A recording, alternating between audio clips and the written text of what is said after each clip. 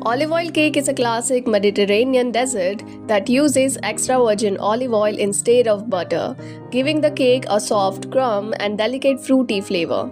The oil helps keep the cake moist for longer compared to many butter-based cakes.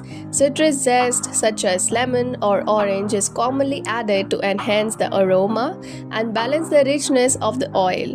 This cake is often served with tea or coffee.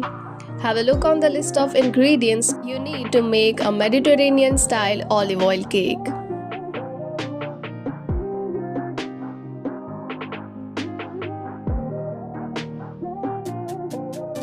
Step 1. Preheat the oven and whisk eggs with sugar until the mixture becomes light and slightly fluffy.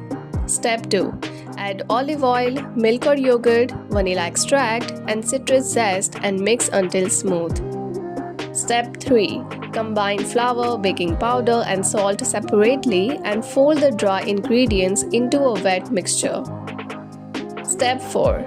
Pour the batter into a greased cake tin and bake until the cake becomes golden and cooked through. Step 5. Allow the cake to cool slightly before slicing and serving. Do share!